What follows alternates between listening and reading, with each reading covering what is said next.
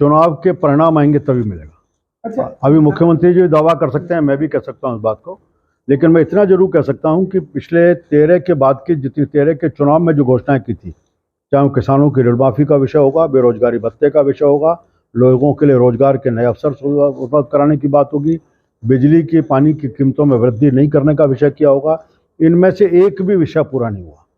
लगातार परीक्षाओं की या तो रद्द हो रही हैं या उनको कैंसिल, उनको पूरे तरह से उनके पेपर आउट हो रहे हैं। इन सब का जवाब राजस्थान की जनता जानना चाहती है। आपने जो घोषणाएं की थी वो एक भी घोषणा नहीं उतरी। कानून व्यवस्था के नाते से हम सबसे जर्जर स्थिति में हैं।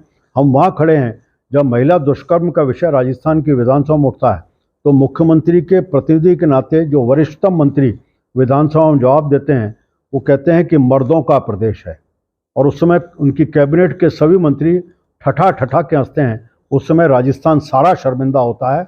अब फिर वीरांगनाओं का अपमान भी इसी सदन के अंदर किया जाता है। ये भी राजस्थान की जनता देख रही है। इन सब का चुनाव के समय जवाब दे। अच्छा, मुख्यमंत्री जी ने कल ये भी कहा है कि प्रदेश को जो है सेंट्रल से पैसा नहीं मिलता, यहाँ तक कि मंत्री होने के बावजूद भी उनके विभाग के काम जो है अटके पड़े हैं, वो कुछ भी करने को तैयार नहीं। क्या कारण है कि भाजपा के जो केंद्र में मंत्री है वो अपने खुद के जिले के भी विकास में थोड़े पीछे है? आप मुख्यमंत्री जी से केवल इतनी बात करें, 2013 में केंद्र से विभिन्न मदों में कितना पैसा आता था, और आज जब हम 18 में कितना पैसा आता था, और आज जब हम बात कर रहे हैं 23 के मुहाने पे खड़े हुए हैं, उस समय कितना पैसा आ रहा है। हर विषय में, चाहे वो रेलवे का मद होगा, जीएसटी का होगा, अलग टैक्सेस का होगा, इन सब में जितना पैसा आता है उसका आंकड़ा जारी कर दें, राजस्थान की जनता को जवाब मिल जाए। किसके नेतृत्व में चुनाव लड़े थे? कमल के फूल के चिन्ह को लेकर के, और हम सब का सौभाग्य है कि दुनिया का सबसे मजबूत नेतृत्व आज भारतीय जनता पार्टी के पास है। उनका मार्गदर्शन, उनकी योजनाएं, केंद्र राजस्थान सरकार की विफलताएं और भाजपा सरकारों के काम, इन सब को लेकर के भारतीय जनता पार्टी चुनाव। विषय मांग का जायज और नाजायज तब खड़ा होता है जो उन्होंने मांग की होती। उनका विषय केवल इतना ही है कि जो अंत्येष्टि के समय राजस्थान सरकार के मंत्री जो मुख्यमंत्री के प्रतिनिधि के नाते गए थे, उन्होंने इन बात की घोषणा की थी।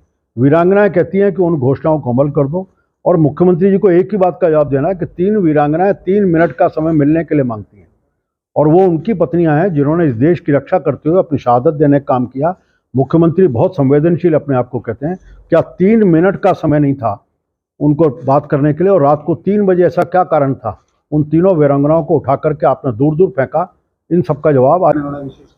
ठीक, वैसे मैं तो आज सामाजिक प्रवास पे हूँ। आज गौतम ब्राह्मण समाज का एक कार्यक्रम है गौतम जयंती के अवसर पर, उस कार्यक्रम को निमित्त जयपुर। मुख्यमंत्री जी ने 19 जिलों की सौगात दी है, तो जितनी मांगे थे उससे ज़्यादा मांगे, तो आप इसको किस तरह से देखते हैं? अच्छा होता मुख्यमंत्री जी अगर ईमानदारी उनके मन में थी तो 2013 में चुनाव जीतने के तुरंत बाद अगर इन 19 जिलों की घोषणा करते तो शायद सारा राजस्थान खुश होता।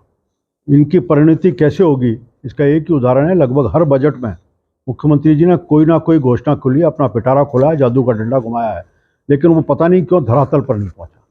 इन्होंने कई कॉलेज खोले, स्कूल खोले। क्या कोई कल्पना कर सकता है कोई ऐसा कॉलेज जिसका भवन नहीं, जिसमें लाइब्रेरी नहीं, जिसमें लैब नहीं, जिसमें फर्नीचर नहीं, प्लेग्राउंड नहीं? जब इस प्रकार के कॉलेज की अपन कल्पना कर सकते हैं तो उसी प्रकार जिलों की हालत होगी। ना तो इनके लिए फंड का एलोकेशन हुआ है। इसलिए मैं चाहूँगा कि मुख्यमंत्री जी अब ईमानदारी से बात करने की आवश्यकता है। राजस्थान की जनता 13 के चुनाव की घोषणाओं से लेकर अब तक आपकी एक एक घोषणा को प्रतीक्षा कर रही है कि कब पूरी होगी। सर, भाजपा में कई मुख्यमंत्री के दावेदार माने जाते हैं, तो कांग्रेस को उम्मीद है कि ज्यादा दावेदार है इसलिए भाजपा भी कर जाएगी? नहीं, हमारे यहाँ योग्य कार्यकर्ताओं की कमी नहीं है, लेकिन एक बात स्पष्ट रूप से तय है, भारतीय जनता पार्टी एक कैडर बेस्ड पार्टी है, अनुशासित पार्टी है। हम लोग केंद्र का पार्लियामेंट्री बोर्ड या पार्टी का संगठन जो भी तय करेगा अक्षरशः उसकी पालना करेंगे, चाहे मुख्यमंत्री का विषय हो या पार्टी के और कोई निर्णय है। हम पार्टी के निर्णय के साथ प्रतिबद्ध हैं, उसी हिसाब से करेंगे। अच्छा, राइट टू हेल्थ जो लागू किया गया है, ये देश का पहला, इसे आप किस तरीके से देखते हैं? क्या राज्य में लागू हुआ इससे कुछ फायदा मिलेगा? मैं इतना कहता हूँ अगर धरातल पर पहुँच गया, चिरंजीवी को लगातार देख रहे हैं हम, चिरंजीवी, और उसके बाद हम अगर RGHS की बात करें तो दोनों के परिणाम को मैं नहीं कहता, लेकिन आपके चैनल्स के माध्यम से और समाचार पत्रों में लगातार किस प्रकार दवाइयों की उपलब्धता नहीं होती, मेडिकल के लोगों के टेस्ट नहीं होते, इलाज की व्यवस्था नहीं हो रही। मैं एक ही बात मुख्यमंत्री जी पूछना चाहता हूँ, कोई ऐसे 10 केस बता दें, कोरोना जैसी महामारी इस राजस्थान ने, सारे देश नहीं, उससे पहले चिरंजीवी आ चुका था, किन्हीं 10 लोगों को भी आपके किसी अस्पताल ने मुफ्त इलाज किया हो, या जिसने कोरोना का इलाज कराया उसको रियम्बर्स आपने किया हो, ऐसे 10 केस भी मुख्यमंत्री बता दें, मान लूँगा सही है। आवश्यकता है जनता के बारे में विचार करें, आपके मन की मंशा ठीक होनी चाहिए। जिस प्रकार से आपने निश्चित रूप से जनता के हित का विषय चर्चा हर सरकार को करनी चाहिए। भामाशाह स्वास्थ्य बीमा योजना हमने शुरू की थी, उसके परिणाम से आपने उसको समाप्त करके इसको शुरू किया जिस प्रकार से, लेकिन आपने बिना बातचीत के, जो वर्ग इसके स्टेक होल्डर्स हैं उसमें जनता भी है, निजी चिकित्सालय भी है,